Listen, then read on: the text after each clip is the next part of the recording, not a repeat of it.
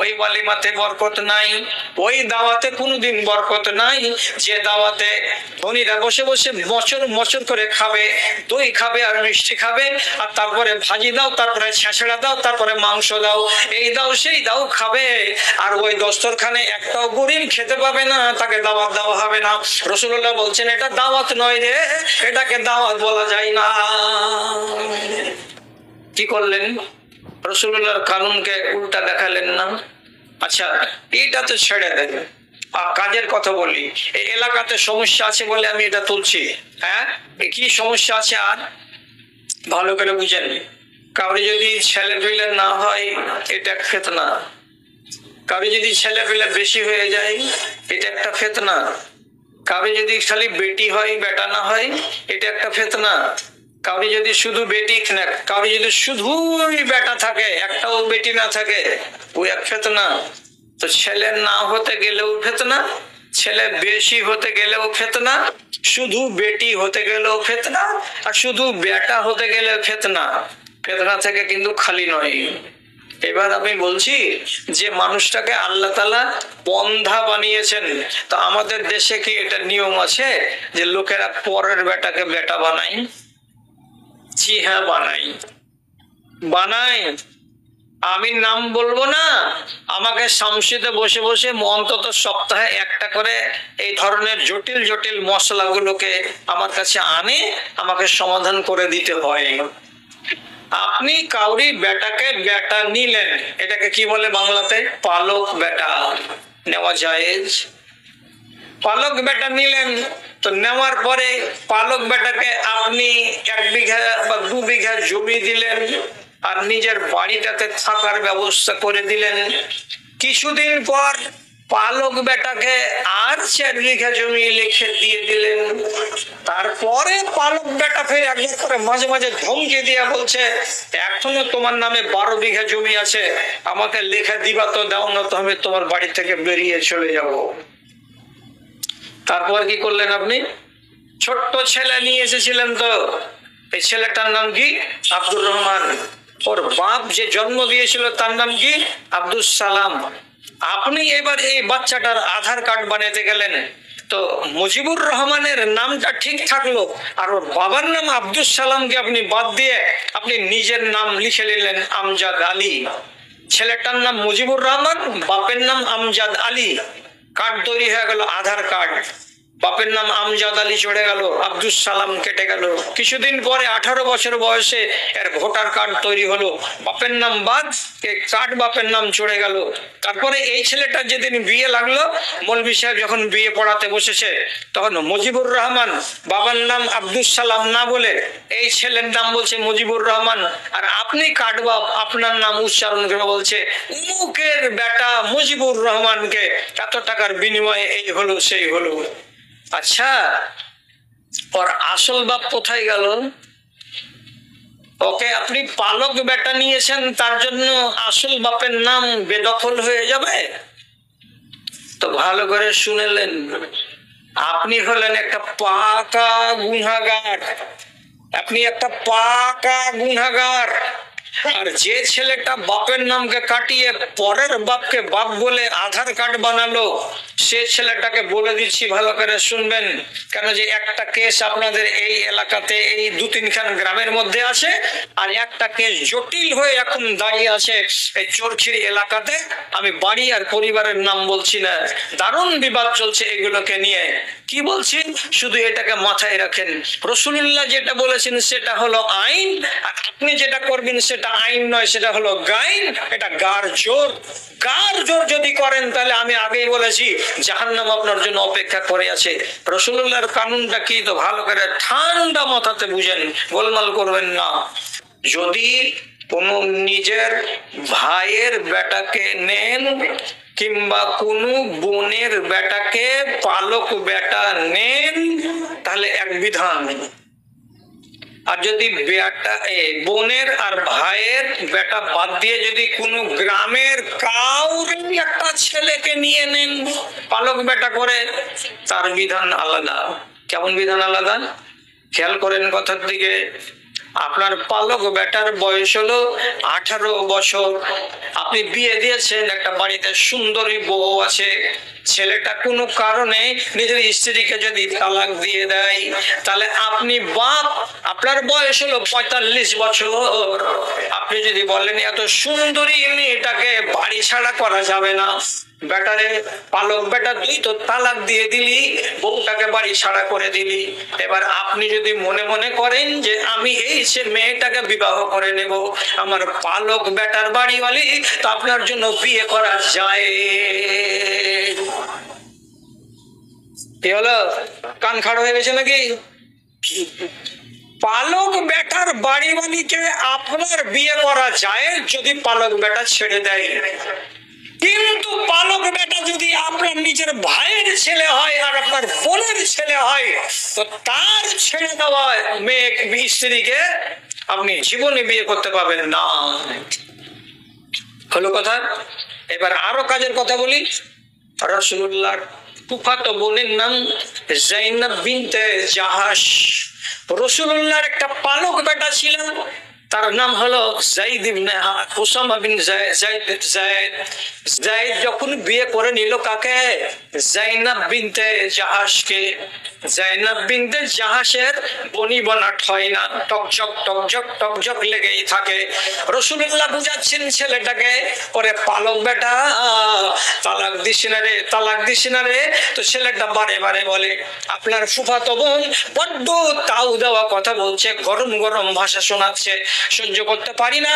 আমি হলাম গোলাম আর আপনার বোন আমার স্ত্রী, সে হলো স্বাধীনী মেয়ে ছেলে, এই জন্য ওর কথাগুলো বড্ড কড়া কড়া হচ্ছে রাসূল, আমি রাখতে পারবো না, আমি ওকে ছেড়ে দেব। এই বলে যখন তাকে ছেড়ে দিল, আল্লাহর কোরআন সাথে সাথে বলছে ফালাম্মা কাজা যায়েদুন ওয়াতারা, যেদিন যায়েদ ছেড়ে দিল তার স্ত্রী কাকে? যায়নাবকে। যায়েদ ছিল রাসূলুল্লাহর পালক বেটা। যখন 90 দিন গত হলো, ইদ্যত পার হয়ে গেল, আল্লাহ রাব্বুল আলামিন আসমান থেকে আয়াত নাযিল করে বলছেন, হে আমার নবী, আপনার পালক বেটার বাড়িওয়ালি যায়নাবের সঙ্গে আমি আল্লাহ আসমানে বিয়ে পড়িয়ে দিয়েছি, আপনি ওকে বাড়িওয়ালি বলে কবুল করে নেন। কি হলো, আপনি বেশি পণ্ডিত না রাসূলুল্লাহ বেশি পণ্ডিত? পালক বেটার স্ত্রীকে রাসূলুল্লাহ বিয়ে করে নিলেন, এটা হালাল। এই ছেলেটা কার কোল থেকে আপনি নিয়ে এসেছেন? আর নিয়ে এসে 1 বিঘা জমি দিয়ে জি ভরল না, 2 বিঘা দিয়ে দিলেন, 2 বিঘা জমি দিয়ে জি ভরল না, 4 বিঘা দিয়ে দিলেন। আপনি কি বাপের জমিদারি পেয়েছেন নাকি? এই আল্লাহর আইনটাকে কেন দিচ্ছেন? পরের বেটাকে এতটা জমি কে দিতে বললো আপনাকে?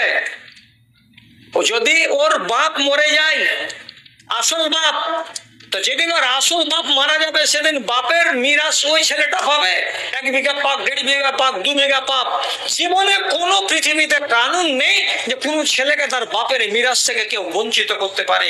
ওর ভাইয়েরা যদি বলে তোকে যে উমুক লোকটার কাছে বাপু যে বেঁচে দিয়েছে, তুই যে উমুক লোকটাকে বাপ বানিয়ে রেখেছিস, 50 বার ওকে বাপ বানিয়ে রাখুক গা, এটা হলো মুখের বাপ, এটা কাজের বাপ নয়। আসল বাপের মিরাস থেকে তাকে বঞ্চিত করা যাবে না। আর আপনি পালক বেটাকে জমি জমা সব লিখে দিয়ে সত্যি আজড় করে দিলেন, দেওয়ার পরে বলছেন এবার আমি মরে যাব, আমার বেটা এ বাড়িখানে বাস করবে, আর জমি যতখানি ছিল ওকে আমি দিয়ে দিলাম। সাদা কাগজ যদি থাকে তাহলে লিখে আনেন, আমি আপনাকে লিখে দিচ্ছি। একবারে পাকা জাহান্নামী হয়ে কবরে গেলেন। কার জন্য? তো পরের বেটার জন্য। কে বললো আপনাকে সমস্ত মিরাজ পরের বেটাকে লিখে দিতে? আপনি 2 বিঘা দেন, 1 বিঘা দেন, 1.5 বিঘা দেন, দেওয়ার পরে যেটা মিরাসের অংশ আছে সেটাকে রাখেন। আপনি বন্ধা তো? আপনি মরে গেলে আপনার মালে আপনার ভাইয়েরা মিরাজ পেতে পারে, আপনি মরে গেলে আপনার মালের ভেতরে আপনার বোনেরা মিরাজ পেতে পারে, আপনি মরে যেতে গেলে আপনার মা বাবা যদি জিন্দা থাকে তো তারা মিরাজ পেতে পারে। আপনি ওই সমস্ত লোকের মিরাজকে হজম করে দিয়ে পালক বেটার পিছনে দৌড়াতে গেলেন, এটা হারাম। আল্লাহর কানুনকে এখানে কোনো মানুষ মানে না, মানে না, মানে না। আর একটা চলেন। এটা বলার পরে আমার টাইম শেষ হয়ে যাবে, তারপর আমি অন্য কাজ করবো। আমাকে সব কথা খেয়াল আছে, কেন যে আমার মোট টাইম হচ্ছে আমি 11টার সময় ছাড়বো। কত মোহর কথা হয়েছিল, মোহর কথা হয়েছিল। এই যে ভেজালের লোকটা আছে একটা কথা জানতে চাইছে যে ফতেমার মোহর কতটি হয়েছিল, তো জানিয়ে দিই 15 দিন পরে। এই কথাটা উল্টা ফেরত চলেন, ওই গোড়ার দিকে চলেন। হযরত ফাতেমার বিয়ে হলো 15 দিন পরে। 15 দিন পরে রসুলের কাছে আলী রাদিয়াল্লাহু তাআলা আনহু এসে বললেন, ইবনে বি ফাতেমা, রসুল আপনার বেটি ফাতেমাকে আমার সাথে বিদায় করে দেন, আমি বাড়ি নিয়ে যাব। তখন রসুল বললেন, যেদিন মসজিদে বিয়ে লাগে সেদিন মোহরের আলোচনা করিনি বাবা, তা আজকে মোহর দিয়ে তুমি আমার বেটিকে নিয়ে যাও। তখন হযরত আলী বললেন, 8 বছর বয়সে আপনি আমার বাপ আবু তালেবের কাছ থেকে নিয়ে নিয়েছেন, জামা কাপড় লুঙ্গি জুতা ফিতা পায়জামা যত যাহা লাগে আপনি দিয়েছেন। আজকে 21 বছর বয়সে আমি বিয়ে করলাম আপনার বেটি ফাতেমাকে, সুতরাং আজ পর্যন্ত তো আপনার আমি অন্যে পালিত হয়ে আসছি, আজকে বিয়ের দিন আপনি বলছেন মোহরানা দাও। আমার কাছে কোনো মোহরের টাকা পয়সা জমি জিরাত কিছুই নেই, আমি দিতে পারবো না। তখন সহিহ হাদিস আপনাকে বলছি, নবীজি বললেন, আতে নিহা আল হুতাইমিয়াতা, এই জামাই তোমার কাছে একটা জিনিস আছে, দামি জিনিস, সেটার নাম হলো কি বর্ম, সেটাকে বলা হয় সেরা। মিলিটারিরা গায়ে দিয়ে যুদ্ধের ময়দানে যায়, তার দিয়ে ওজন আর গাড়ি বাড়ির হিসেব দিতে হবে। দেরি নয় রে চোখ বুঝিলে জবাব দিয়ে হবে রে, জবাব দিয়ে হবে। তবে কেন মনের মাঝে একটু নাহি ভয়, জানি না জীবনে আমার জয় হলো না ক্ষয়। পাপ আমাকে গ্রাস করিবে, আমি হব নরকবাসী, তবে কেন সুপথ ছেড়ে কুপথ ভালোবাসি, আমি কুপথ ভালোবাসি। বাহির খানা মানুষ আমার, ভিতর মানুষ নয়। বাহির খানা মানুষ আমার, ভিতর মানুষ নয়। জানি না জীবনে আমার জয় হলো না ক্ষয় গো, জয় হলো না ক্ষয়।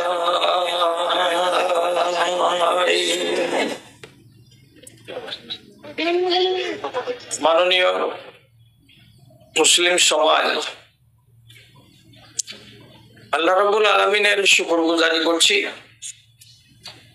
এবং তার সংক্ষিপ্ত স্তুতিবাদ গাইছি যে অনেকদিন পরে আবার আপনাদের সামনাসামনি হয়ে কিছু কথা বলার আল্লাহ তাআলা সুযোগ দিয়েছেন। বড় আফসোসের কথা বলতে হচ্ছে যে মোবাইলের মারফতে, নেটের মারফতে, ফেসবুকের মারফতে কত প্রচার চালানো হচ্ছে যে যেখানে আলোচনার মজলিস হবে সেই জায়গাটার আশেপাশে যেন দোকানপাট না থাকে, তাহলে মানুষেরা একটু শৃঙ্খলার মধ্যে থেকে দুটো কথা শোনার সুযোগ পাবে। এখন ইসলামী জালসাটা হয়ে গেল উরুসের মেলা। উরুসের মেলা বুঝেন তো? যারা পীর মুরিদিকে বিশ্বাস করে তো ওদের ওই দিকে হয় কি উরুসের মেলা লাগে, তো এটা উরুসের মেলা। ওরা ওদের ধান্দা করবে আর সামনের দিকে লোকেরা নিজেদের ধান্দা করবে, আর যেটা মৌলভী সাহেব আসবে টেপ রেকর্ডের মতো ও বাঁচবে। এবার কথাগুলো কেউ বুঝুক আর না বুঝুক, ভালো করে শুনুক অথবা না শুনুক, এগুলো দেখার দরকার নাই। মৌলভী সাহেব, তোমার বাজবার কাম তুমি বাজো, তোমার কথা বলার কাম তুমি কথা বলো, আমরা যারা মন হবে শুনবো, আর আমাদের যাদের মন হবে না আমরা শুনবো না। ওকে ছটপটি লাগবে, আপনি রাখেন না, আসছে। তো এই বিশৃঙ্খলার মধ্যে কথা বলতে বড্ড অসুবিধা হয়। দেখেন আপনারা এখানে কতটি লোক আছেন, আঙুলে যদি গুনি তাহলে 2 থেকে 250 বা 300 জন লোক আপনারা হবেন। অথচ এর থেকে 10 গুণ থেকে 12 গুণ লোক বাইরে ঘোরাফেরা করছেন। তো আধা ঘন্টার জন্য তো আসতে হবে, 1 ঘন্টার জন্য তো এখানে এসে বসতে হবে। তো এমন মানসিকতাটা বিপন্ন হয়েছে এই জাতির যে এগুলো দুঃখের কথা কাউকে বলার নয়। তো যা আমরা তো ভাঙা ক্যাসেট, এই চাওয়ালা এটাকে বিদায় করে তো গো। এই শালা খাসলত কেন এত খারাপ হয়ে গেল? বাইরে দোকানদারি করতে করতে মানুষের ঘাড়ের উপরে দোকানদারি করতে চলে আসছো। হায়া শরমকে যেমন বেঁচে খেয়ে নাই, তেমনি হায়া শরমকে সব বেঁচে খেয়ে নিয়েছে একবারে।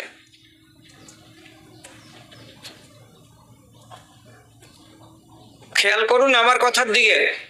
আমি আগে বলছি জুত হবে না, যা বলবো সাধ্যমতো চেষ্টা করেই বলবো। তাহলে এই আপনার সামনে সূরা নিসার 14 নম্বর আয়াত এখন পড়ে শোনালাম। প্রথমে আয়াতটার আমি আপনাকে তর্জমা করে দিচ্ছি, তাহলে আমার কথাগুলো শুনতে সুবিধা হবে। সেটা কি বলছেন আল্লাহ তাআলা? আল্লাহ বলছেন যে মানুষ আল্লাহর সাথে নাফরমানি করবে, আল্লাহর কানুনকে মানবে না, অগ্রাহ্য করবে, বুড়ো আঙুল দেখাবে, সে নারী হোক অথবা নর হোক, এবং যে মানুষ আল্লাহর আইনের সীমানাকে লঙ্ঘন করে যাবে, অর্থাৎ আল্লাহর কানুন বলছে এক আর করবে আর এক, আল্লাহ তাআলার নবী বলছেন এক আর করবে আর এক, এভাবে যদি কেউ সীমাকে লঙ্ঘন করে তো রব্বুল আলামিন বলছেন এই মানুষগুলোর জন্য ব্যবস্থাপনা কি আছে, তার দমটা খালি বের হতে দাও, তার নিঃশ্বাসটা শুধু বন্ধ হতে দাও, ওর জন্য আগুনের ঘর তৈরি করা আছে, ওকে সেই ঘরের ভেতরে চুল্লিতে ঢুকিয়ে যেমন করে লোহাকে পুরানো হয় তেমনি করে তাকে পুরানো হবে। এটা হলো 14 নম্বর আয়াত সূরা নিসা। আল্লাহর কানুনকে এবং রাসূলের কানুনকে যারা মানবে না, বরং তার উল্টা করে যাবে, এই মানুষগুলোর সাজা কি দেওয়া হলো? যে আগুনে তাকে জ্বলতে হবে, আগুনের ঘরে তাকে নিক্ষেপ করা হবে, এটাই হলো তার বাসস্থান। এবার কথা ঠিক করে বুঝেন, আল্লাহ রাব্বুল আলামিনের কোরআনে কানুন আছে কয় রকমের? একটু হ্যাঁ না করিয়েন, কোরআন মাজিদে কানুন আছে 2 রকমের। কয় রকমের বলছি? 2 রকমের। 2 রকম। একগুলোকে আল্লাহ রাব্বুল আলামিন আপনাকে আমাকে ধরতে বলেছেন, আর একগুলোকে আল্লাহ রাব্বুল আলামিন আমাকে আপনাকে সবাইকে ছাড়তে বলেছেন। এটা ছাড়ো, আর একগুলোকে বলা হলো ধরো। ধরার নাম হলো আদেশ, আর ছাড়ার নাম হলো নিষেধ। তাহলে 2টো কানুন কোরআন মাজিদে আছে। তাড়াতাড়ি করে খুব চটপট বোঝার জন্য আপনাকে বলছি, যেমন আপনি ধরবেন, যেমন আপনি করবেন। কি কি করবেন? নামাজ পড়ো, রোজা রাখো, হজ করো, সত্য কথা বলো, হালাল রুজি খাও, মাতা পিতার সেবা করো, পর্দানাসীন জীবনগত করো, এটি করো। এগুলো করতে বলা হলো। ছাড়তে বলা, ছাড়তে চুরি করিও না, ডাকাতি করিও না, ব্যভিচারী করিও না, পরনিন্দা করিও না, গীবত করিও না, জাদু করিও না, শিরকের গুনাহ করিও না, হারাম রুজি খেও না, বিপর্দ হয়ে ঘোরো না, পিতা মাতার নাফরমানি করো না। এগুলো না। তাহলে আপনি যদি নাকে হ্যাঁ করেন তো আল্লাহর আইনকে অমান্য করা হলো না? হলো না। আপনি যদি হ্যাঁ না করেন তাহলে আল্লাহর কানুনকে বুড়ো আঙুল দেখানো হলো না? হলো না। যেটা আল্লাহ রসুল বলছেন আপনি সেই রকম না করে তার যদি উল্টা করেন তাহলে আপনার মতো আর জালিমকে আছে। আর আপনার মতো জালিমকে যদি আযাব না দেওয়া হবে তার কাকে আযাব দেওয়া হবে? এবার আপনি বলেন, আমি আপনার মুখ থেকে শুনতে চাই যে আমাদের দেশের জুমা মসজিদে সারা বছরে কতটি জুমার খুতবা হয় বাপ জানে না, হয় জানে না? 52টা। সারা বছরে জুমার খুতবা কয়টা হয়? 52টা জুমার খুতবা হয়। বলি সাহেব দাঁড়ালো, 8 ঘন্টা বয়ান হবে। আজকের জুমাতে কিসের বয়ান? সুদের বয়ান। পরের জুমাতে কি হবে? ব্যভিচারের বয়ান। তারপরের জুমাতে কি হলো? মদের বয়ান। তারপরের জুমাতে কি হলো? পিতা মাতার সম্বন্ধে বয়ান। তারপরের জুমাতে কি হলো? পর্দা সম্বন্ধে বয়ান। তারপরের জুমাতে কি হলো? হালাল খাওয়ার উপরে বয়ান। তারপরের জুমাতে কি হলো? হারাম থেকে বেঁচে থাকার বয়ান। তাহলে 52টা জুমার খুতবা আপনি সারা বছরে শুনলেন, তো কিছু আপনার বাকি থেকে গেল জানতে, কি আর বাকি থাকছে? আমাদের থাকে না। কি শিখেছি? চুরি হারাম, ডাকাতি হারাম, ব্যভিচার হারাম, মদ খাওয়া হারাম, নামাজ পড়তে হবে, রোজা রাখতে হবে, হজ করতে হবে, যাকাত দিতে হবে, পর্দা করতে হবে। এগুলো তো জেনেছি। এবার তাকান নিজের জিন্দেগির দিকে। কি তাকাবেন? গায়ের মুসলিমদের এতগুলো তবলিগ হয়, জীবনে দেখতে পাবেন না।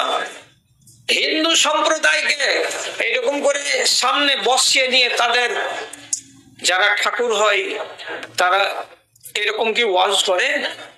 2 ঘন্টা 3 ঘন্টা 4 ঘন্টা করে ওয়াজ করে কি? হয় না। অষ্টপ্রহর হয়, 24 প্রহর হয়, 72 ঘন্টার প্রহর হয়। তাতে কি করে? একই কথা, হরে কৃষ্ণ কৃষ্ণ কৃষ্ণ হরে হরে, হরে রাম রাম রাম হরে হরে। আর কিছু আছে এর থেকে বেশি? নাই। 72 ঘন্টা চললো একই কথা।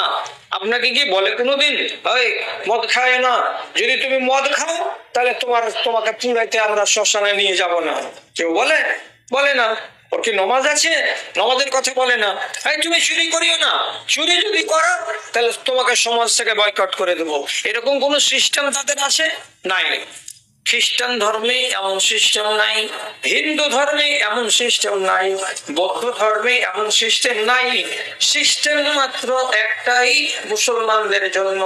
তাদেরকে সবসময় দিনের উপরে মজবুত করে বেঁধে রাখার জন্য তবলিগ করা হয়, হেদায়েত করা হয়, ওয়াজ করা হয়, নসিহত করা হয় এবং জুমাতে খুতবার ব্যবস্থা করা হয়। কিন্তু এত ওয়াজ করার পরে অবস্থাটা কি দাঁড়িয়ে আছে?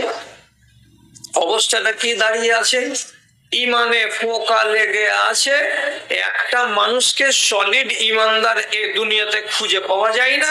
একটা মা বোনকে পাকা দিনদার হিসাবে সাব্যস্ত করব ওরকম সাহস দেখতে পাওয়া যায় না। চেহারার দিকে দেখে, স্বভাবের দিকে দেখে, চলন ফিরুনের দিকে দেখে একটাও নর নারীকে বর্তমান জমানাতে সাক্ষী দিতে পারা যাবে না যে এই লোকটা হলো আল্লাহ ওয়ালা আর এই নারীটা হলো আল্লাহ ওয়ালি। তবে ইল্লা মাশা আল্লাহ 100টার ভেতরে যদি 4টা বা 5টা পাওয়া যায় তো যাবে। বাকিগুলো হলো সমস্ত পোকা লাগা ইমানদার, সমস্ত খুঁত এবং দাগি ইমানদার। এই ইমান দাগ ইমান নিয়ে যদি কেউ বেঁচে থাকে তাহলে ওই মানুষটা কল্যাণ পাবে কি না এটা সঠিক করে বলা যাবে না। যাবে না কেন? আপনারা পড়োশী মানুষ, কাজের কথা বলছি। দূরের লোকেরা খুব মন দিয়ে আমার কথা শুনে, আর কাছের লোক আপনি রোজ দেখছেন বলে হেলাও করতে পারেন। আপনাকে তাজ্জব যেন না লাগে, আমি দলিল সম্মত কথা বলছি। আপনার ইমান আছে? হ্যাঁ আছে। শুনে রাখেন আমার কাছে, আবু লাহাবের ইমান ছিল। আপনি বলবেন এটা উল্টা কথা, আবু লাহাবের কেন ইমান থাকবে? আমি বলছি ইমান ছিল, অল্প ইমান ছিল, একটু ইমান ছিল। আপনারটা কতখানি? 100% কি আছে? আপনার যদি কমতে কমতে 25-এ নেমে চলে আসে, তো আবুল আহমেদ ইমান ছিল 2%, 3%, 4%। তো আর যদি আপনি নিচে নামেন তো আবুল আহমেদের সাথে আপনি মিলে যাবেন না। থামেন না, একটু সবুর করেন না, কথাগুলো একটু শুনেন না। ফেরাউনের ইমান ছিল, কালকে কোনো মৌলবীর কাছে গিয়ে আপনি বিভ্রান্ত হয়েন না, তার আগেই আমি সমাধা করে দিচ্ছি আপনাকে। ফেরাউনের ঈমান ছিল, ইবলিস শয়তানের ঈমান আছে, কিন্তু এই একপুর ঈমান, এতটুকু ঈমান, এই ঈমান নিয়ে ইবলিস শয়তান নাজাত পাবে না, এই ঈমান নিয়ে ফেরাউন নাজাত পাবে না, আর এতটুকু ঈমান নিয়ে আবু লাহাব আর আবু জাহাল নিস্তার পাবে না। তেমনি আপনার ঈমান যদি কি হয়ে যায়, ফুটো হয়ে যায়, আর কমতে কমতে কমতে কমতে আধা থেকে নিচে নেমে চলে আসে, আপনিও কিন্তু কল্যাণ পাবেন না। ভালো করে মনে রাখেন। আপনি বলবেন ওদের ঈমান কেমন করে আছে, এই কথাটা তো আমাদেরকে বুঝিয়ে গেলাম, আমরা তো জীবনে শুনিনি, কোনো মাওলানা বলেনি যে ওদের ঈমান আছে। আপনি শুনেন, আপনাকে বলছি, ভালো করে খেয়াল করেন কথার দিকে। ইবলিস শয়তান আল্লাহকে, আদমকে সিজদা দিল না, তো আল্লাহ তাআলা বললেন কেন সিজদা দিলি না? তোকে যে আমি বললাম যে আদমকে একটা সিজদা দিয়ে দে, তো দিলি না কেন? তো ও কি বলেছিল? তো বলছে যেটা কথা, ভালো করে শুনেন কথার দিকে, আনা খায়রুম মিনহু খালাকতানি মিন নারিন ওয়া খালাকতাহু মিন তিন। আমি আদম থেকে ভালো। কেন ভালো? তুমি ওকে সৃষ্টি করেছো মাটি থেকে, আর আমাকে সৃষ্টি করেছো আগুন থেকে। তাহলে আদমকে তৈরি করেছে, সৃষ্টি করেছে কে? আল্লাহ। আর ইবলিসকে সৃষ্টি করেছে কে? তো আল্লাহ। এটাকে আরবিতে বলা হয় খালেক। খালেক মানে সৃষ্টিকর্তা।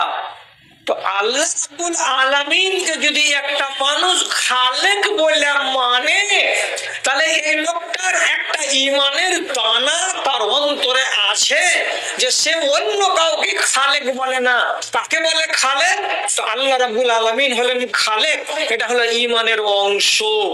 আপনি এবার একটু আমাকে সাড়া দেন, ইবলিস শয়তান স্বীকার করলো কিনা যে আল্লাহ তুমি আমার খালেক আর আদমের তুমি খালেক? তো খালেক বলে যখন ইবলিস মেনে নিয়েছে, তো তার একানা ঈমান আছে না নাই? আছে। তো এই ঈমানে কল্যাণ পাবে না। আরো বলছি কথার মূল্য দিয়েন, আল্লাহর ওয়াস্তে। আপনারা আমার ভাই বাপতুল্য লোক। বদরের যুদ্ধের দিন মুসলমান ছিল 313টা আর কাফের ছিল 1000টা। ইবলিস শয়তান একটা মানুষের আকৃতি নিয়ে মুশরিকদের দলের এক প্রান্তে, এক কোণাতে দাঁড়িয়ে মুশরিকদেরকে শাবাশি দিয়ে বলছে, আসো আজকে তোমাদের জয় হবে, মুসলমান সব মিসমার হয়ে যাবে, পয়মাল হয়ে যাবে, আজকে তো তোমাদের দিন, আজকে তো তোমাদের জয়কার, এদেরকে ঘুরিয়ে দিতে হবে, এদেরকে মাটিতে মিশিয়ে দিতে হবে, বা তোমরা চলে এসো বীর পুরুষের মতো করে। তো শাবাশি দিচ্ছে ইবলিস শয়তান কাকে? মুশরিকদের মিলিটারিদেরকে। এদিকে আল্লাহ রাব্বুল আলামিনের নবী একটা ছোট্ট পাহাড়ের টিলার উপরে বাবুরের গাছের তলায় একটা চাদর টাঙানো ছিল। সেই চাদরের তলে আধা রোদ আধা ছায়াতে দাঁড়িয়ে আল্লাহ তাআলার কাছে দোয়া করে বলছেন, কি বলছেন? আল্লাহুম্মা ইন তাহলিক হাযিহিল ইসাবাতু লাম তুবাদ ফিল আরজি আবাদা। হে পরওয়ারদিগার, আজকে আমি 313টা মুসলমান নিয়ে ময়দানে এসেছি, আর আমার বিপক্ষে 1000 জন মিলিটারি কাফেরদের আছে। আজকে যদি আমরা হেরে যাই, মদিনার মসজিদে আযান পড়বে না। আজকে যদি আমরা হেরে যাই, তাহলে মদিনার মসজিদে নামাজ হবে না, তোমার কোরআনের তেলাওয়াত বন্ধ হয়ে যাবে, তোমার দিন শেষ হয়ে যাবে। হায় আল্লাহ, তুমি যদি তোমার দ্বীনকে বাঁচাতে চাও, তাহলে আমাদেরকে কামিয়াব বানাও। আর তুমি যদি তোমার দ্বীনকে কামিয়াব বানাতে না চাও, দেখতে না চাও, তাহলে তুমি আমাদেরকে বদরের মাঠে হারিয়ে দাও। রাসূলুল্লাহ দোয়া করলেন, আল্লাহ তাআলা বলছেন তোমাকে মদদ দিব হে আমার নবী, মদদ কি দিবেন? লম্বা করব না, অনেকটি কথা বলতে হবে। আসমান থেকে হযরত জিবরিলকে তার নেতৃত্বে রব্বুল আলামিন ফেরেশতাকে পাঠিয়ে দিলেন মিলিটারি করে। কতটি? 1000। কথা বলুন, কতটি? 1000। 1000 আসমান থেকে কে নামলো? ফেরেশতা নামলো। এবার ফেরেশতাগুলো যে নামছে প্যারাশুটে, যেমন যুদ্ধের ময়দানে হেলিকপ্টার থেকে মিলিটারি পড়ে নিচুর দিকে, তেমনি আল্লাহর ফেরেশতারা আসমান থেকে নেমে নেমে পড়ছে লাপ লাপ লাপ লাপ লাপ লাপ করে। মুসলমানেরা এক বান্দা আল্লাহর ফেরেশতাদেরকে দেখতে পায় না, আর ইবলিস শয়তান ফেরেশতা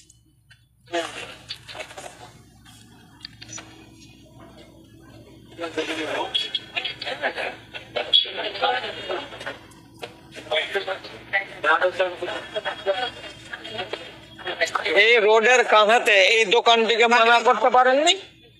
হ্যাঁ, আপনি এলা কি করেছেন জি কহেন তো? আল্লাহ। হ্যাঁ, এবার শুনেন কথা, হাঙ্গামার মধ্যে মধ্যেই কাজ হাসিল হয়ে যাবে। তো ইবলিস তো চিনে ফেরেশতাদেরকে। আসমান থেকে সাদা কাপড় পরে পরে যখন নামতে শুরু করেছে, তখন ইবলিস শয়তান লুকিয়ে লুকিয়ে তলপি তলপা ঘুটিয়ে ওখান থেকে পালাতে শুরু করেছে। এখানে আমার থাকা হবে না। যখন চলে যাচ্ছে ময়দান ছেড়ে, তখন মুশরিকদের মিলিটারিরা ওখান থেকে বলছে, ভাগো ভাই, আপনার সাহসে আমরা কত সাহস পাচ্ছিলাম, আর আপনি যে এখন এখান থেকে চলে যাচ্ছেন পালিয়ে, তো ব্যাপারটা কি? ব্যাপারটা কি? ইবলিস কি বলছে? কি বলছে কথাটা দেখেন, কোরআন মাজিদে আল্লাহ তাআলা নিজে বলছেন, ইন্নী আরা মা লা তারাউনা। ও সাথীরা, আমার দুই চোখ দিয়ে আমি যা দেখতে পাই, তোমরা সাধারণ মানুষ তা দেখতে পাও না। তার মানে কি? আমি দেখতে পাচ্ছি আসমান থেকে মিলিটারি নাজিল হয়ে গেল, তোমাদের মতো মক্কার মুশরিকদের লিডার গুলো আজকে তোমরা মুসলমানদেরকে পারবে না, তোমাদেরকে গুঁড়ো করে রেখে দেবে এরা। অতএব আমি বুঝে নিয়েছি পরিণামটা কি হবে, তাই যুদ্ধের ময়দান ছেড়ে পালিয়ে যাচ্ছি। আর পালিয়ে যাওয়ার কালে সে নিজে বলছে, আল্লাহ তাআলা কোরআনে বলছেন, ইন্নী আখাফুল্লাহ রাব্বুল আলামিন, আমি আমার রব আল্লাহ রাব্বুল আলামিনকে বলে ভয় করি, আমার জানের ভেতরে আল্লাহকে বলে ভয় আছে। ইবলিস শয়তানের জানের ভিতরে আল্লাহকে বলে ভয় আছে। আচ্ছা, তো ইবলিসের মনে যদি আল্লাহকে বলে ভয় থাকে, তাহলে এটাকে আপনি দুয়ানা ঈমান বলবেন না বলবেন না? আপনাদের মনটা কি বলছে? এটা ঈমান নয়। তো দুয়ানা ঈমানে কাজ হবে? আপনারও তো মনে আল্লাহকে বললে ভয় আছে, আপনি মদ ছেড়েছেন? আপনারও তো আল্লাহকে বললে ভয় আছে, আপনি কি ব্যভিচার ছেড়েছেন? আমাদের তো আল্লাহকে বললে ভয় আছে, তা আমরা কি এই দুনিয়াতে পালিয়ে বিয়ে করা বন্ধ করেছি? আমরা পরের বাড়িওয়ালিকে নিয়ে পালিয়ে যাওয়াটা কি ছেড়েছি? আমাদের তো আল্লাহর নামে ভয় আছে, তা হারাম ব্যবসা করাকে আমরা ছেড়েছি? তাহলে ভয় আপনার আছে, তার সাথে সাথে দুর্নীতিও আছে। ইবলিস শয়তানের মনে আল্লাহর নামে ভয় আছে, কিন্তু ওর দুর্নীতি তবুও আছে। তাহলে ইবলিসের ঈমানের মতো ঈমান নিয়ে আমার সমাজে হাজারটা মানুষ বেশি আছে। রাত ধরতে গেলে কিচ্ছু করার নাই, যদি ক্ষমতা থাকে তো মসজিদে বসে থাকছি, মোকাবিলা করুন আমার সাথে। রাগ কেন করবেন আপনি? ইবলিসের ঈমান যেমন পোকা লাগা, তেমনি আমার আর আপনার ঈমান হয়ে গেল পোকা লাগা। কতগুলো লোক আছে মরবার বয়স হয়ে গেল, নামাজ পড়ে না, রোজা করে না, হজ করে না, যাকাত দেয় না, দিনদারি কিছু নেই। যখন 60 বছর বয়স হচ্ছে, তখন বলছে আমি এবার হজে যাবো রে বেটা। তো তোর মতন গাওয়ার 60 বছর আল্লাহকে চিনে নি, আর আই থরথর করে কাঁপে হাত আর পা, হজ করতে গেলেই তোকে আল্লাহ তাআলা সব মাফ করে দিবে নাকি? হ্যাঁ, এই দিনগুলোকে কেন তুমি জানোয়ারের মতো করে গত করলে? আর মরবার কালে তুমি শরবত খেতে এসেছো, এখন আমি আল্লাহর কাছে যাব আর আল্লাহকে ধরবো আর কাঁদবো কাটবো হজ করে এসে। বাকি জীবনটা ঠিক করে কাটাতে পারবেন তো? আর কাটাতে পারছেন তো? মরবার কালে যদি ভালো হতে চেষ্টা করে আর সারা জীবন দাগদার হয়ে কেটে যায়, কল্যাণ হবে না? কেন হবে না? আমি আগে বলেছি, গোড়াতেই বলেছি, ফেরাউনেরও এক আনা দুয়ানা ইমান ছিল, ইমান আছে, নাজাত পাইনি, আপনিও পাবেন না। ফেরাউন চিরকাল বলল আমি আল্লাহ, আমি রব। সারা মিশরের লোক তোমরা আমাকে আল্লাহ বলে মানো, সারা মিশরের লোক ওকে আল্লাহ বলে মানলো। এবার নীল নদী পার করে মুসা নবী 12,000 ইসরাইলিকে ওর জুলুম থেকে বাঁচার জন্য ওই পারে নিয়ে যখন চলে গেলেন, ফেরাউন তাড়া করবো বলে তার মিলিটারিদেরকে নিয়ে মুসা নবীকে ধাওয়া করছে, পিছনে পিছনে চলে যাচ্ছে। নীল নদীতে গিয়ে যদি দেখছে তো 12টা রাস্তা, 12টা রাস্তা। তখন ফেরাউন বলছে, রে আমার সেনাবাহিনীরা, তোরা যে বলিস যে ফেরাউন আল্লাহ নয়, দেখ নীল নদীতে আমার রাজত্ব চলছে, আমি আসছি আমার বাহিনীদেরকে নিয়ে, তার জন্য নীল নদী আমার জন্য রাস্তা বানিয়ে রেখেছে 12টা। ঠিক আছে, নেমে দেখ। আল্লাহ তাআলা বলছেন তুই নেমে দেখ, তোর খাতিরে রাস্তা বানানো হয়েছে না অন্য কার জন্য বানিয়েছি রাস্তা? আমি তোর বাবার রাস্তা দিয়ে তুই একবার নেমে চলে দেখ, তোকে আমি কেমন মজাটা দেখিয়ে দিচ্ছি। যেমন নীল নদীতে মিলিটারি নিয়ে নামলো, আল্লাহ তাআলা কোরআনে বলছেন ফাগরাকনাহু ওয়া জুনুদাহু, ফেরাউনকেও ডুবালাম এবং ওর যতটি মিলিটারি ছিল, সৈন্য সামন্ত ছিল, সবকে ডুবালাম। যখন ডুবতে শুরু করলো ফেরাউন, কতটা সাঁতার দেবে? এত চওড়া একটা নদী, গঙ্গার চাইতে বেশি, সাঁতার দিয়ে এপার থেকে ওপার যেতে পারবে না।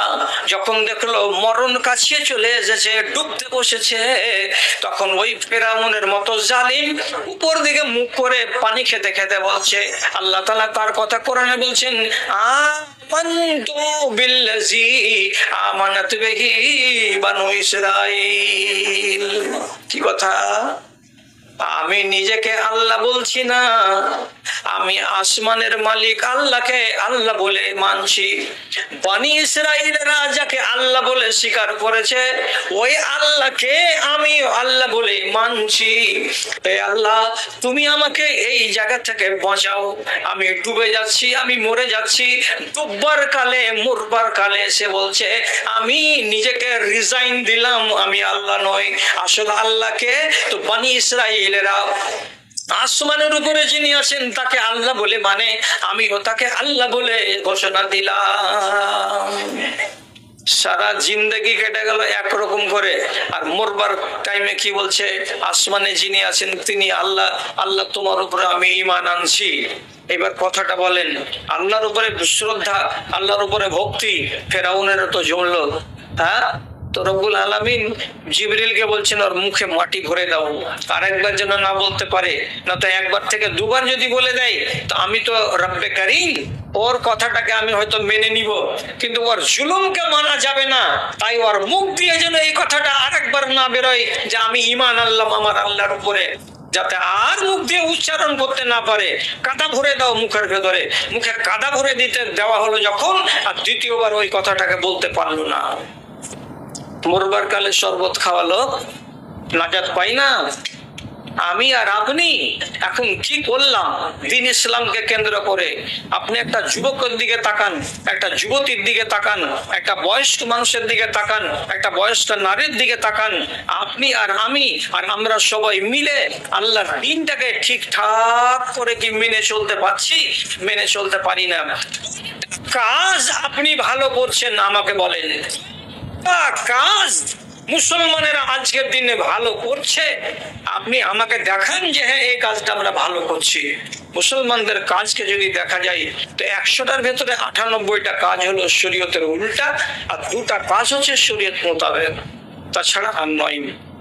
আপনি বিশ্বাস করবেন না করবেন না তা আমি জানি না, আমি আপনাকে সহি কথা বলছি। হুযায়ফা রাদিয়াল্লাহু তাআলা আনহু এক সাহাবী, উনি বলছেন রাসূলুল্লাহর সামনে লোকেরা আসতো, আর আসার পরে খালি ভালো ভালো জিনিস সম্পর্কে সওয়াল করতো। ভালো ভালো জিনিস মানে কি? এটা যদি করি তো কত নেকি পাওয়া যাবে আল্লাহ রাসূল? রাতের বেলা যদি নামাজ পড়ি তো কত নেকি পাওয়া যাবে আল্লাহ রাসূল? একটা গরিবকে যদি খেতে দিই তো কতটা সওয়াব পাওয়া যাবে আল্লাহ রাসূল? এরকম লোকেরা করে কি, শুধু ভালো ভালো ভালো ভালো ভালো ভালো জিনিস সম্পর্কে প্রশ্ন করে। কিন্তু আমি এমন একটা লোক, উল্টা লোক, আমি কোনোদিন রাসূলুল্লাহকে ওইগুলো জিজ্ঞেস করিনি। আমি চিরদিন জিজ্ঞেস করেছি মন্দ সম্পর্কে। মন্দ সম্পর্কে, মন্দ সম্পর্কে মানে কি? আল্লাহ রাসূল, একটা লোক যদি নামাজ না পড়ে তো তার কি হবে? আল্লাহ রাসূল, একটা লোক যদি তার বাপ মাকে খেতে না দেয় তো তার কি হবে? আল্লাহ রাসূল, একটা লোক যদি তার নিজের ভাইয়ের সঙ্গে বনিবনাট না করে, যদি ঝগড়া করে জীবন কাটায় তো তার কি হবে? আল্লাহ পাকের রাসূল, একটা লোক যদি তার রুজিকে হালাল না বানাতে পারে, হারাম রুজি খেয়ে মরে তো তার কি হবে? এরকম আমি ভয়ের কথাগুলোকে বারে বারে জিজ্ঞেস করতাম। বিপদ সম্পর্কে আমি বেশি জিজ্ঞেস করতাম। আমি ভালো ভালো কথাতে সওয়াব কত আছে, লাভ কত আছে, এগুলো আমি জিজ্ঞেস করতাম না। কেন? ভুল আমি করব না, আর ভুলের কারণে আমি যেন গুনাহগার না হই, এই জন্য আমি এগুলোই বেশি জানতাম রাসূলুল্লাহর কাছে। এবার লোকটা তখন শেষের বেলায় বলছে, আল্লাহ রাসূল, আমরা ছিলাম অতি জঘন্য একটা যুগে, অতি জঘন্য যুগে ছিলাম, অতি মন্দর ভেতরে আমরা ঘেরা পড়েছিলাম। আমরা বেটিকে জীবন্ত কবর দিয়েছি, এটাও আমাদের কাজ। আমরা মেয়ে ছেলেকে সম্মান করিনি, এটা আমাদের কাজ। আমরা কি করেছি? আরো জুলুম জাহিলিয়াতের যুগে যত করতে হয় সবগুলো আমরা করেছি। আল্লাহ তাআলা দয়া করে আমাদেরকে ঈমান দিলেন, ইসলাম দিলেন। তাহলে মন্দর পরে আমাদের সামনে ভালাই এলো, মঙ্গল আমাদের এলো। এবার জিজ্ঞেস করে বলছি, আল্লাহ রাসূল, এই সুন্দর দিনটা কি আমাদের কাছ থেকে আবার পালিয়ে যাবে নাকি? ভালো সময় যে এসেছে, তো এই ভালো সময়টা কি আমাদের কাছ থেকে পালিয়ে যাবে? রাসূলুল্লাহ বলছেন, হ্যাঁ, এই ভালাইয়ের পরে আবার তোমাদের সামনে মন্দ আসবে। সাহাবী চমকে গেলেন, যাওয়ার পর বলছেন, সেই মন্দটার পরে আবার কি ভালো সময় আসবে? রাসূলুল্লাহ বলছেন, হ্যাঁ, আবার দ্বীন ইসলাম আসবে, মুসলমান থাকবে, ইমানদার থাকবে, কিন্তু ফীহিম আদ-দুখন, নিয়ে থাকেন, নিয়ে রাখেন, ফীহিম আদ-দুখন। বলবেন কিছু বলবেন নাকি? একটা এটিএম কার্ড গেছে, হ্যাঁ, জরিনা বিবি নামে একটা এটিএম কার্ড পাওয়া গেছে, এসবিআই থেকে, যা হারিয়ে গেছে জমাকে নিচে। তো কি বলছেন রাসূলুল্লাহ? মুসলমান তোমরা থাকবা, হাজার হাজার মুসলমান থাকবে, কিন্তু হবেটা কি? ওদের ভেতরে ইমানদারিটাতে পোকা লেগে থাকবে, দাগ লেগে থাকবে, খুঁত থাকবে, ইমানটা সলিড হয়ে কাউরি থাকবে না। পোকা লাগা ইমান নিয়ে মুসলমানেরা বেঁচে থাকবে। কি শুনলেন আমার কথা? এত সাহাবী জিজ্ঞেস করছেন, তার জবাবে রাসূলুল্লাহ বলছেন, বন্ধ যুগ তোমাদের সামনে আসবে বটে, কিন্তু সেটা চলে যাওয়ার পর আবার ভালো দিন তোমাদের সামনে আসবে, কিন্তু সেই যুগের মুসলমানদের ভেতরে কি থাকবে? ছেদ থাকবে। ছেদটা কাকে বলছেন আল্লাহ রাসূল? এর মানেটা কি? তখন নবীজি বলছেন, ইয়াহদুনা বিগাইরি হাদি ওয়া ইয়াসান্নুনা বিগাইরি সুন্নতি, যেটা আমার সুন্নাত নয়, যেটা আমার তরিকা নয়, সেটাকে মানুষেরা নিজের তরিকা বানিয়ে নেবে। যেটা আমি বলিনি সেটাকে মানুষেরা নিজে থেকে করে বসবে, আর আমার নাম দিয়ে চালিয়ে দেওয়ার চেষ্টা করবে। যেটা আমার কথা নয়, আমি যেটা বারণ করেছি সে বারণটাকে তারা মানবে না, নিজের মতো করে করে চলে যাবে। আর যেটা আমার সুন্নাত নয় এরকম কাজ তারা করবে, অথচ তারা গা জড়ি করে বলবে, এটা কি করলাম? তো আমরা নবীজির সুন্নাত পালন করলাম। আমার সুন্নাত নয় তাকে সুন্নাত জান্নাত বানিয়ে দেবে, আমার হিদায়াত নয় তাকে এরা হিদায়াতের কারণ বানিয়ে দেবে। তার মানে হলো এই, এরা দিনটাকে নিজের মতো করে চালাবে, মন মতো করে চালাবে। ইসলাম যেভাবে চলতে বলবে সেভাবে তারা চলবে না। কথাটা আজ 14.5 বছর আগেকার কত সত্য কথা হয়েছে। ইসলাম আর আমি কেমন, আপনি আর ইসলাম কেমন, তো কেমনটা তো ভালো করে বুঝেন। আপনাকে হাদিস দিয়ে বুঝাচ্ছি, একদম নিজের কথা একটাও আমি বলছি না, কেমন তো ভালো করে বুঝেন। ইসলাম আগে আগে হাঁটবে, আপনি মুসলমান তার পিছনে পিছনে হাঁটবেন। যেদিকে যেদিকে ইসলাম যাবে সেদিকে সেদিকে আপনি যাবেন, আর যেদিকে যেদিকে ইসলাম যাবে না সেদিকে আপনি পা বাড়াতে পাবেন না।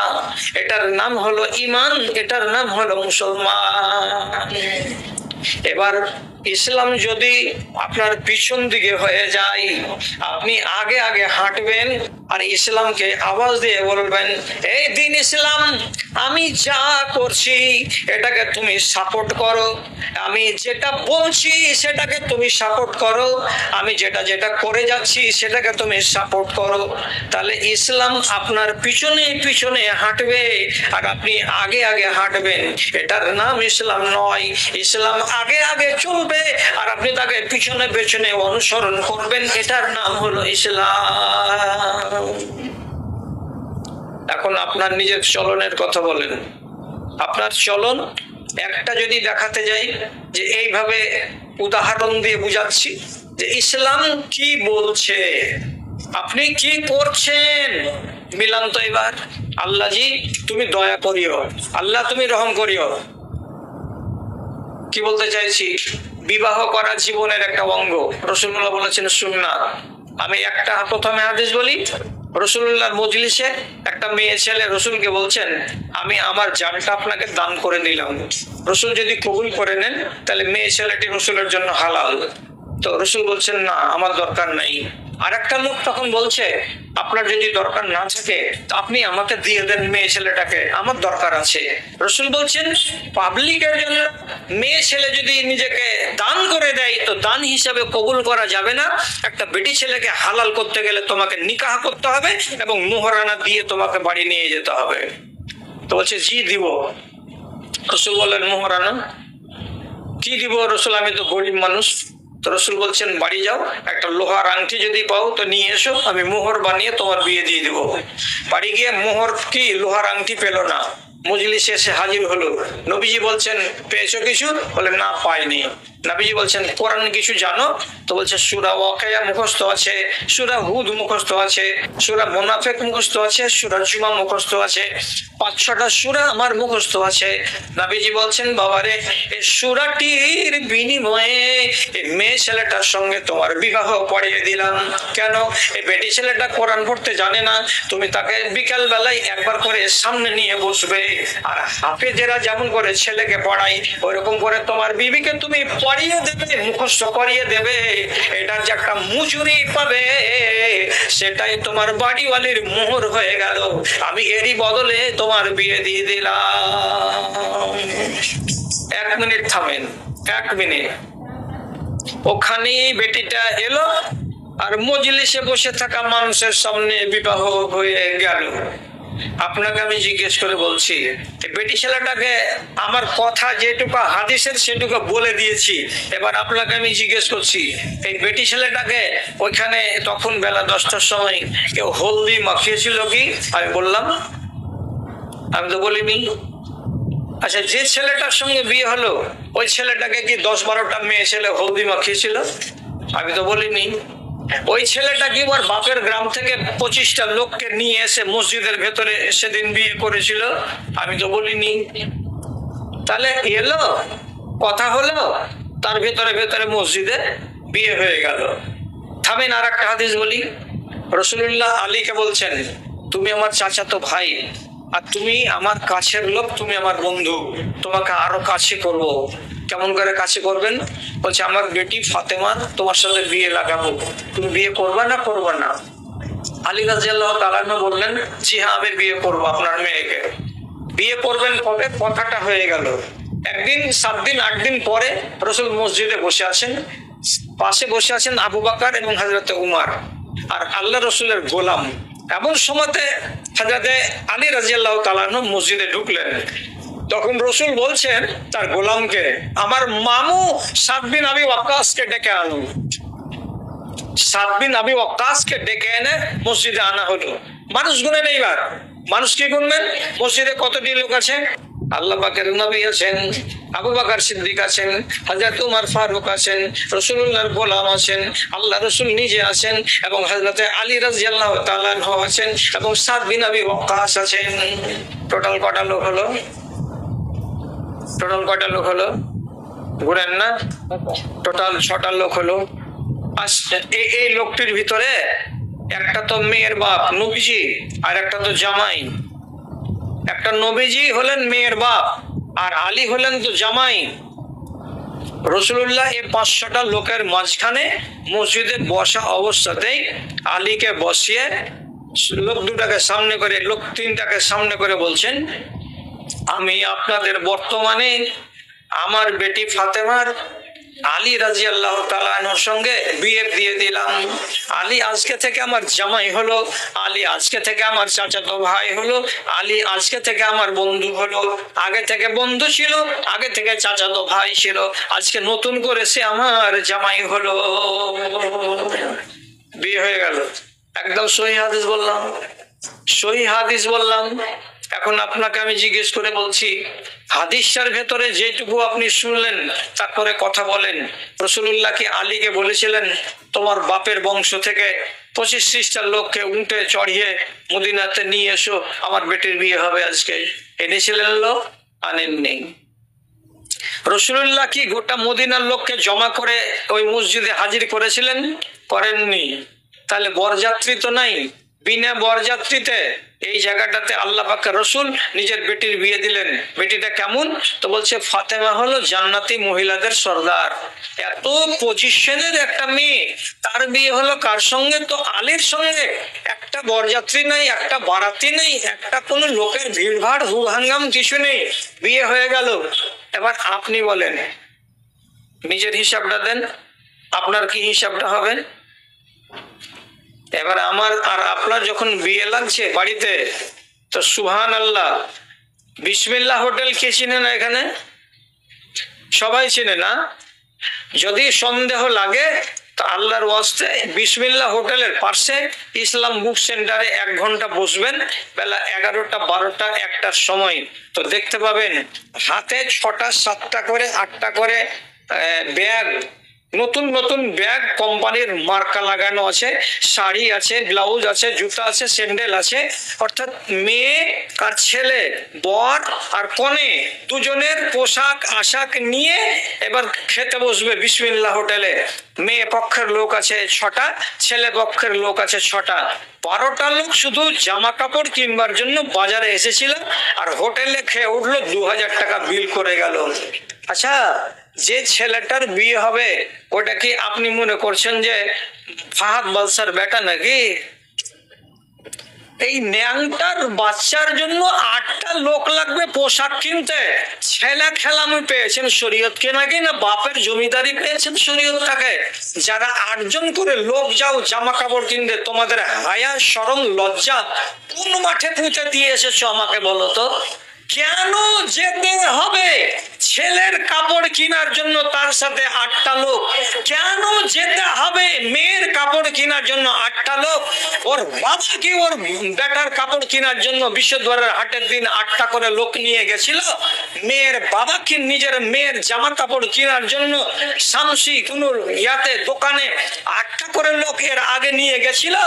ও যদি একাই তার মেয়ের কাপড় কিনে দিতে পারে, বাপ যদি তার নিজের বেটার কাপড়ে একাই কিনে দিতে পারে, তো যেদিন বিয়ে লাগবে সেদিন 8টা করে 16টা লোক 2জন লোকের কাপড় কিনতে কেন লাগবে? ফাইজলামো করার জায়গা পাও নিঃশ্বের সাবাব জাতি। তোমরা নিজেদেরকে বলছো যে আমরা আল্লাহর বান্দা। এরকম আল্লাহর বান্দা ঝাঁটি খেয়ে খেয়ে বেড়াচ্ছে দুনিয়াতে, এগুলো আল্লাহর বান্দা নয়, এগুলো হচ্ছে আল্লাহর নাফরমান মানুষ, যারা আল্লাহ এবং আল্লাহ রাসূলের শরীয়তকে বুড়া আঙুল দেখায়। একটা লোক গরিব দুঃখী মানুষ, তার বাড়িতে বরযাত্রী যাচ্ছে 80টা, হায়া শরম নাই? তোমার বেটির কত টাকা কত দাম আছে? তোমার বেটি 8 ক্লাসে পড়াশোনা করে, নমাজ তো পড়েই না, রোজা তো জানেই না, হজ তো জানেই না, যাকাত তো বুঝে না।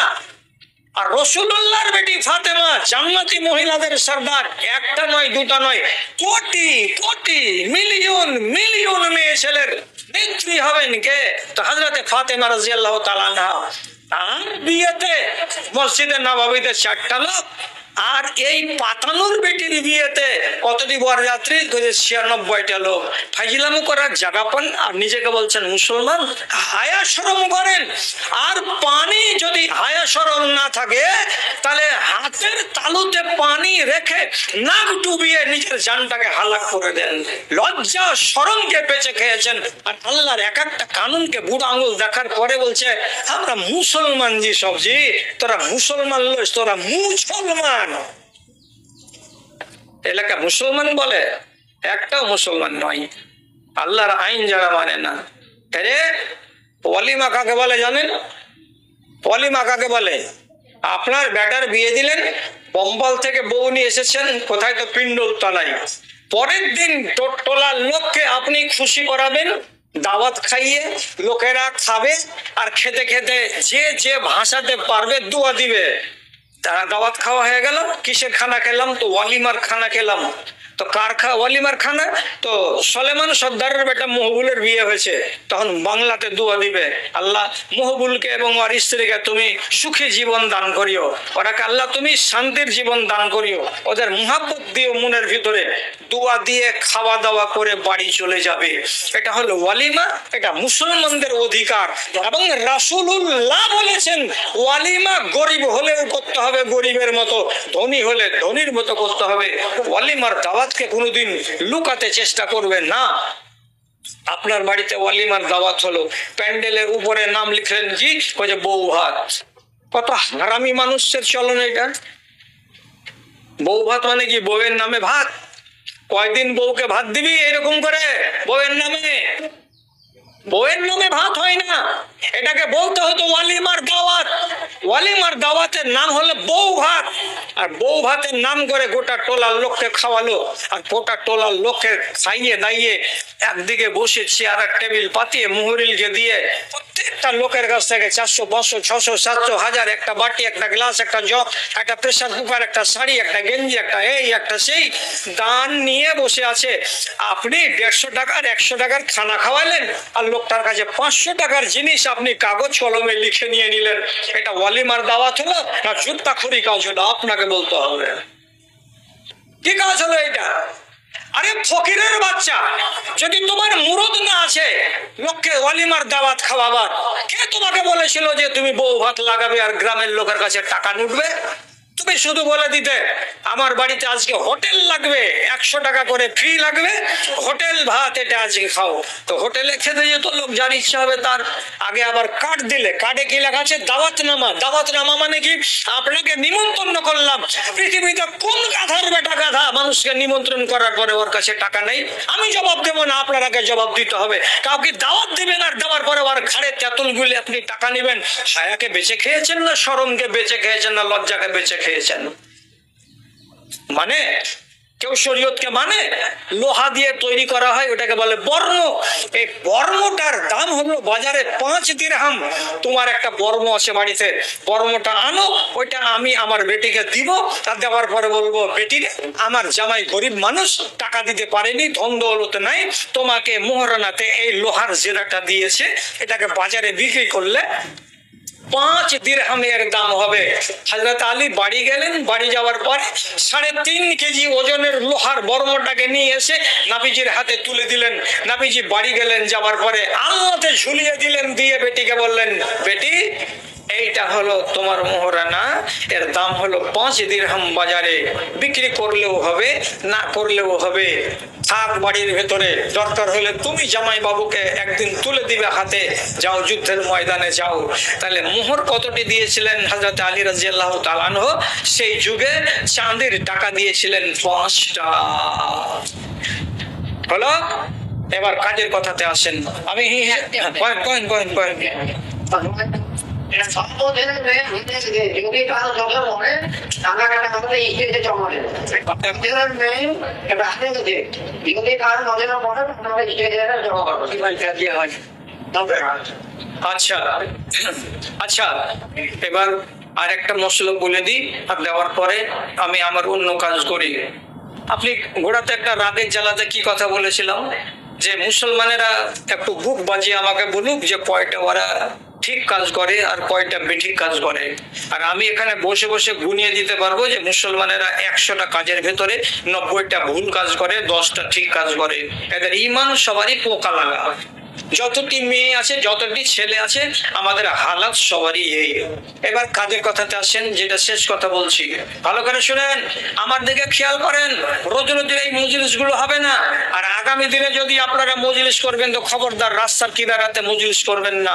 আর যদি গায়ে বল থাকে দোকানকে আটকাবার, তাহলে পরে জালসা করবেন। আর না হলে একই দিনে মেলা আর একই দিনে জালসা, এই দুটা জিনিস একসাথে চলার নয়, এগুলো সহ্য করার নয়, এগুলো একেবারে সহ্য হয় না। আমার ক্ষমতা চলে না যে আমি কিছু করি, তাহলে আমার মনের ভিতরে বলছে যে একখানে এত বড় মগর হাতে করে যদি আমার ক্ষমতা চলতো, তাহলে আমি এখান থেকে এক একজনকে বেড়াতে শুরু করতাম, যতটি দোকানদার ছিল একটা করে মুগর মারতাম, আর তারপরে মুগর মারতাম যতটি ফকির ফাঁকরা বসে আছে, এক ফকিরের দাঁড়িতে আমি একটা করে মুগরের বাড়ি মারতাম। আরাম করে তোদের কামাই করার জন্য 12 মাস পড়ে আছে, আর জালসার দিনও তুমি গড়াগড়ি করে ইনকাম করতে এসেছো। তোরা ধান্দা করবে তো আমরা কেন ধান্দা করবো না? সব মানুষের একটা মানসিকতা হয়ে গেছে, যার যার দোকান যেমন যেমন আছে সে দোকান নিয়ে এখানে করে হাজির হয়েছে। ছেলেরা ওয়াজ শুনতে পায় না, মেয়েরা ওয়াজ শুনতে পায় না, আর বেশিরভাগ লোক বলছে ওয়াজ ফের কে শুনবে যে মুনি সাহেব, নেটে সব পাওয়া যাচ্ছে। তো নেটে যদি সব পাওয়া যায় তো তোর বাড়ির আগা দিক দিয়ে ফুচকাওয়ালা রোজ রোজ যায় না, ওখানে 8টা ফুচকা তোর বাড়িওয়ালিকে খাওয়াইতে পারিস নাকি না? আমি আজকে 2টা ফুচকা খাওয়াবার জন্য তোর গ্রামে কি ডালিওয়ালা যাই না জিলেবি নিয়ে? সেদিন তুই জিলেবি খাওয়াতে পারবি না যে আজকে বাচ্চা কাচ্চাকে বেঁধে সেধে আসছি তুই আজকে জিলেবি খাওয়ার জন্য? তো আসল কথা হলো এই জাতিকে হায়া নেই, এই জাতি হয়ে গেছে বেহায়া নির্লজ্জ, এদের ইমান পড়ে গেছে তলানিতে। একটাও কেউ আল্লাহ এবং আল্লাহ রসুলের কানুনকে মানতে রাজি নয়। আমরা গলা ফাটিয়ে বলে বলে ঘুরিয়ে মরে যাওয়ার টাইম চলে আসলো, শুধরাতে পারলাম না। যেটা শেষ কথা বলছি, ভালো করে শুনেন এই কথাটা কি, একটা ছেলে তার স্ত্রীকে যদি বলে আমি তোমাকে স্ত্রী করে রাখবো না, তাহলে তালাক দিতে হবে। একটা মেয়ে ছেলে যদি বলে তোমার ভাত খাবো না, তাহলে মেয়ে ছেলেটিকে খোলা করে নিতে হবে। স্ত্রী যদি বিবাহকে নষ্ট করে তার পাওয়ারের নাম হলো খোলা, ও পারবে ভাঙতে। পুরুষ যদি বিবাহকে নষ্ট করে তো তার আইনের নাম হলো তালাক, ওকে কেউ রুখতে পারবে না, ইচ্ছা করলে সে ভেঙে দিতে পারবে। পুরুষ যদি তালাক দেয় স্ত্রীকে, তাহলে 90 দিন স্ত্রী হয়েই থাকবে, আর মাঝখানে ইচ্ছা করলে স্ত্রীকে ফিরিয়ে বাড়ি নিয়ে আসতে পারবে 2জন লোককে সাক্ষী করে। আর স্ত্রী যদি নিজের স্বামীকে কি করে বাদ দেয় তো তাকে বলা হয় খোলা। খোলা যদি করতে হয় তাহলে নিজের মোহর স্বামীকে ফিরিয়ে দেওয়ার পরে খোলা করতে হয়। খোলা করে নিতে গেলে ওই বেটি ছেলেটাকে আর ঘুরিয়ে পাওয়া যাবে না। যদি ঘুরিয়ে নেওয়ার ইচ্ছা থাকে নতুন করে বিবাহ করে তাকে বাড়ি নিয়ে আসতে হবে। মশলা শেখা হলো। এবার কাজের কথা শুনুন, সেটা হলো এই, রাসূলুল্লাহ সাহাবীর হাওয়াযিনের যুদ্ধের দিন অনেক মেয়ে ছেলে দুশমনদের মাল হিসাবে ভাগ পেল। এর ভাগে একটা, এর ভাগে একটা, এর ভাগে একটা, কার ভাগে পড়েছে 50 বছরের মেয়ে ছেলে, কার ভাগে পড়েছে 40 বছরের মেয়ে ছেলে, কার ভাগে পড়েছে 20 বছরের মেয়ে ছেলে। এগুলো হলো লন্ডি, এগুলো যুদ্ধের মাঠে পাওয়া। ভাগ হয়ে গেল।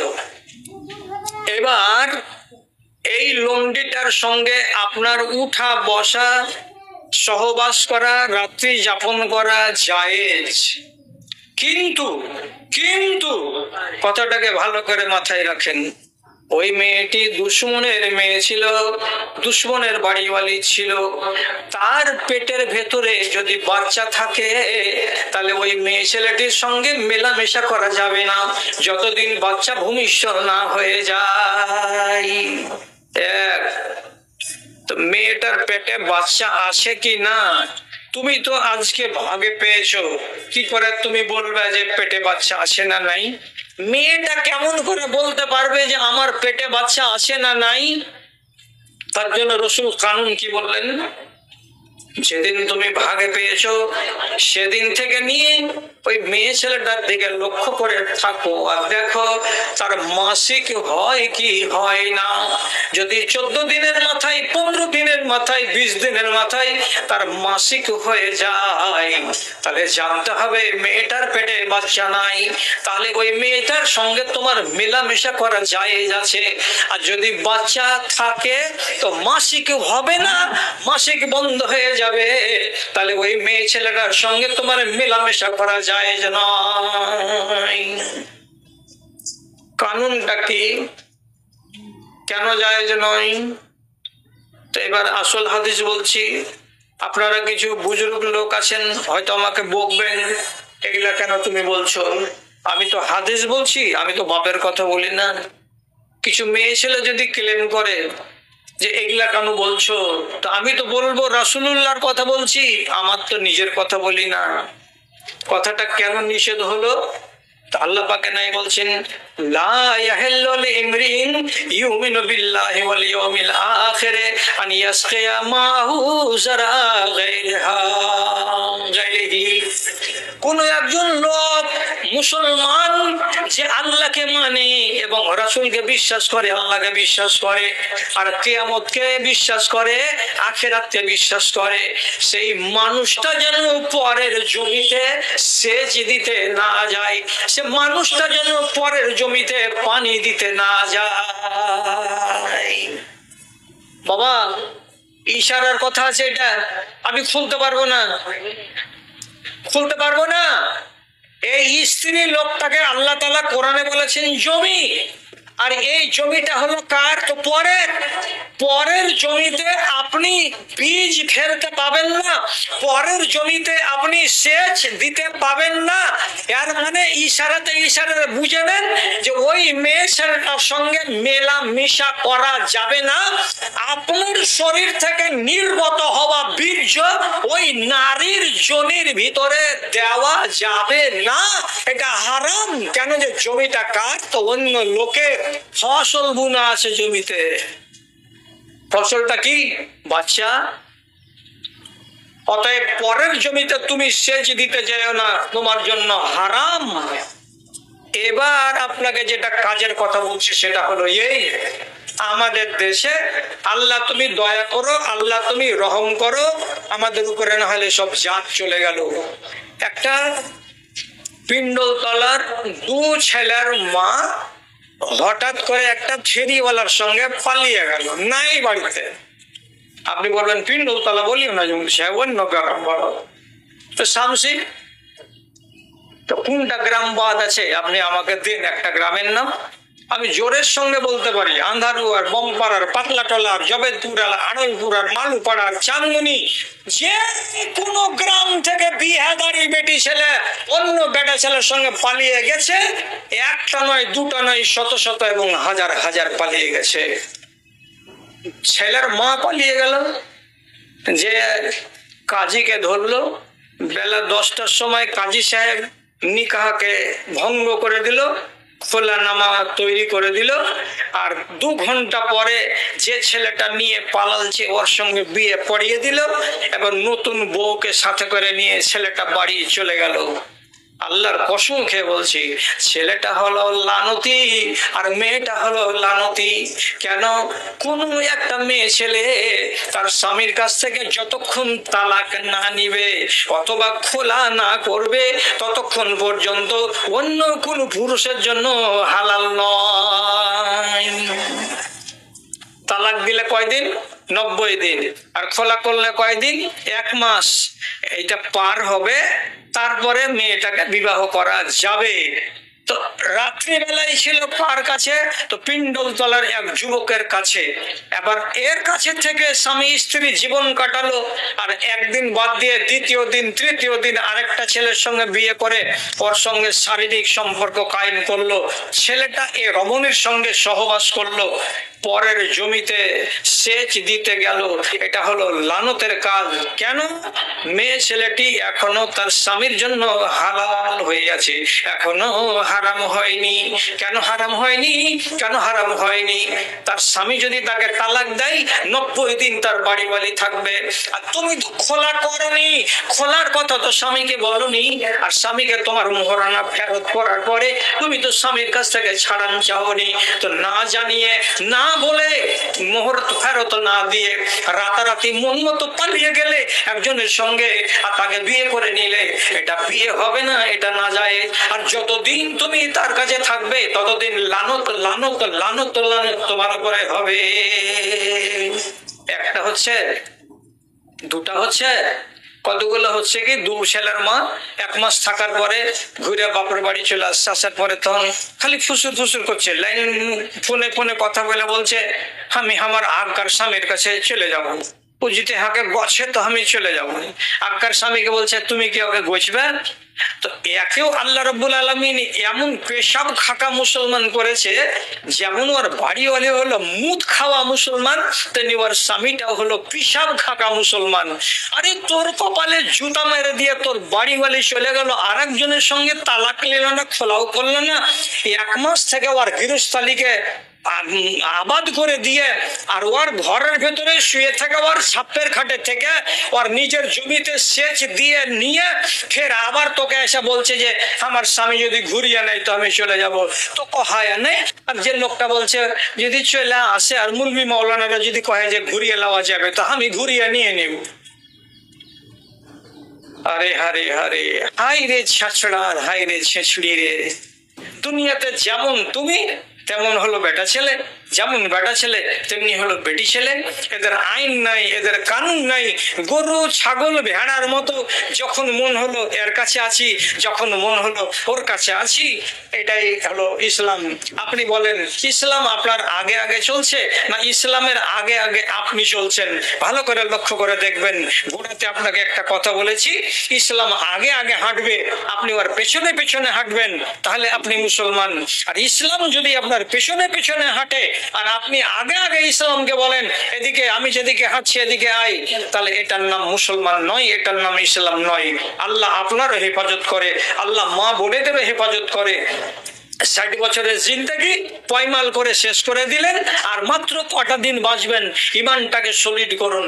শুধু একটাই কথা বলছি আপনাদেরকে, কি হিসেবে তোরা দিবি সেই দিন, কি হিসেবে তোরা দিবি সেই দিন, ভেবে কর মাথা নিচু। তোর মুচির ব্যবহারে আমি তফাৎ দেখি না কিছু রে, তফাৎ দেখি না কিছু।